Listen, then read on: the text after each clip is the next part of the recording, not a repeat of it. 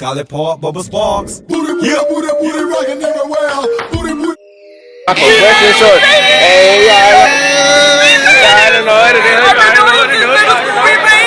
up YouTube, it's Desi and I'm back with another video, you guys. And with this video I'm going to talk about as far as for phlebotomy. So basically I'm going to talk about as far as for the difference between a certificate and a certification. So this right here is basically a certificate as far as for phlebotomy. I had got this in the year of 2017, and basically this can kind of help you out as far as for whenever you have your experience with phlebotomy. This can kind of be like the safe touch to kind of let them know that you have had some history with it, with the practice, and also with hands-on material. Now basically whenever you get a certificate or certification, they're always going to have your first and last name. They're also going to always have the type of certificate that you're getting.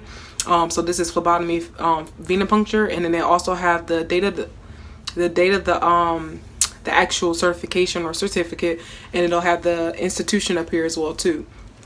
Now one thing I can say about phlebotomy, the certificate and the certification basically helps you out. So whenever you're trying to get your practice with phlebotomy, basically this can kind of give them an understanding as far as for what you have like underneath your belt, almost like they kind of like help you out.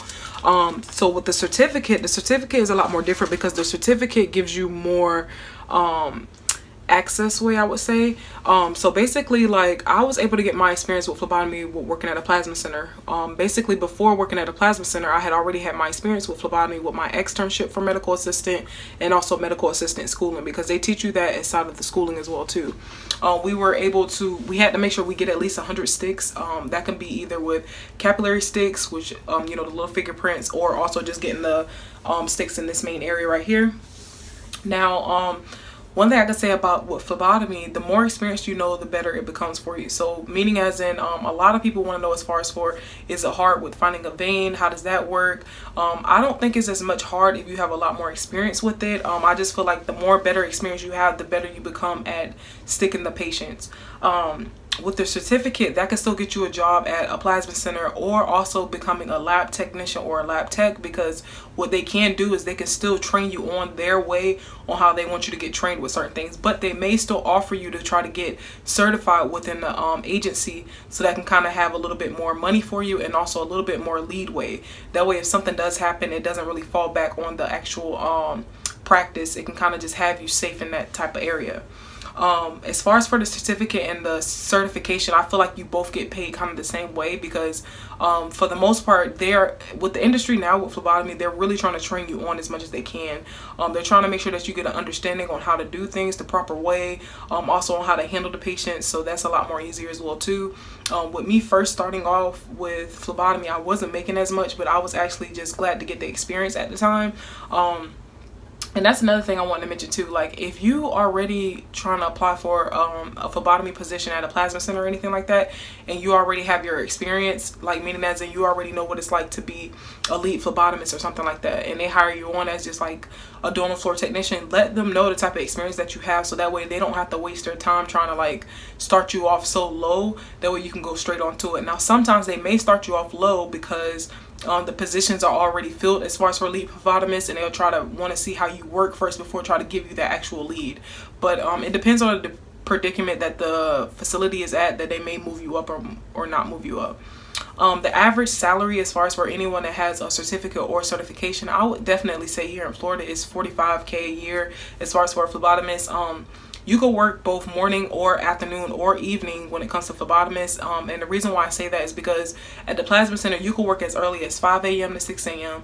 or you can come in at an afternoon shift at 11 a.m. and getting off at like 8 p.m. So sometimes they'll have you leave once the last donor is like donating. And also with working at as a phlebotomist at a hospital, you could work as early as 5 a.m. like a 5 a.m. to 2 shift, or 6 a.m. to 2, 7 to 3, or they could have you come in the afternoon, work a easy 12 to 4 shift, or you could be an overnight phlebotomist, will pretty much work, you know, the night shift like a 6 p.m. to 6 a.m. or something like that, making sure you process the specimens and also making sure that you just have the correct labels on everything.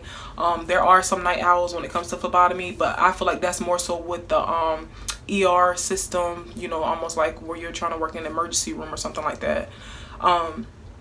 Do I think it's worth it for getting your phlebotomy certificate? I definitely feel like it's worth it because you want to have something underneath your belt. That way, if something happens, they can always just make sure that you're safe with something. I feel like a lot of people, they want to know as far as for how to get the certificate first. So if you pretty much look online is your best bet for anything. If you look online and just type in phlebotomy certificate near me, they may have classes all around the block or all around the street that's where you live. I can't really pinpoint everything for you because I live in a different state than most people. Also, your main goal can sometimes be Craigslist. Now, most people don't too much trust Craigslist because it's like any and everybody on there, but they do leave phone numbers for you to kind of call someone, and also you could look up the agency. So before I even signed up for this class, I looked it up and I found out about this class at medical assistant schooling.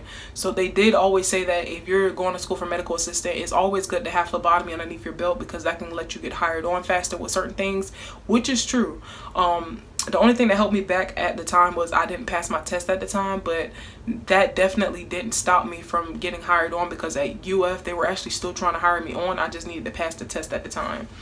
So I feel like, when you have phlebotomy underneath your belt, that can kind of help you out with certain situations. Another thing that I could say as well too is with phlebotomy, so pretty much on an everyday basis you're going to be on your feet all the time. It's very comfortable to wear comfortable tennis shoes. You want to make sure that you're okay with that, and just don't stress yourself out because phlebotomy can become overwhelming depending on the type of practice that you're at.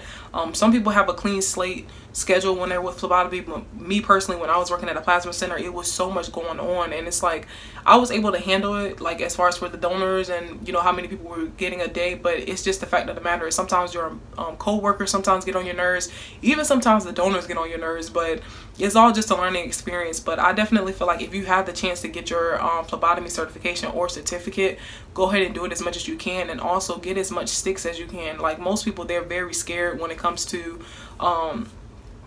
trying to stick someone. I feel as if you want to start off slow, just start off with the pricks in the fingers. Like the pricks in the fingers is like the easiest thing to do. Whenever you prick someone in the finger, you always want to wipe it off with the alcohol wipe. Go ahead and then prick their finger. You're going to squeeze the blood a little bit. The first drop of blood, you're going to go ahead and wipe that off again, and then once you get more blood, then you're going to go ahead and fill up the tube or whatever else you're needing to do with that. That's like the easiest stick to try to start off with, and then gradually you can go ahead and start working your way around to try to get in this main area right here as well. I just feel like with phlebotomy, it's a major industry that's growing a lot, definitely throughout this COVID going on. So I definitely feel like if you have the chance to hop on it, definitely do. Watch more YouTube videos to find out as far as for, is this something major for you? Is it something that you're willing to go through? I definitely feel like if you're in the medical field, this is definitely step one to kind of start off at, versus medical terminology and everything like that, because you can get your experience a lot with phlebotomy. The more knowledge that you know and the more practice that you do, the better that you do become with phlebotomy. So don't forget to like, comment, and subscribe, you guys. And if you guys have any other questions, don't forget to leave it down in the comments below. I'll make sure that I do read and check out everything as far as for that. Y'all make sure y'all have a good one. Peace, y'all.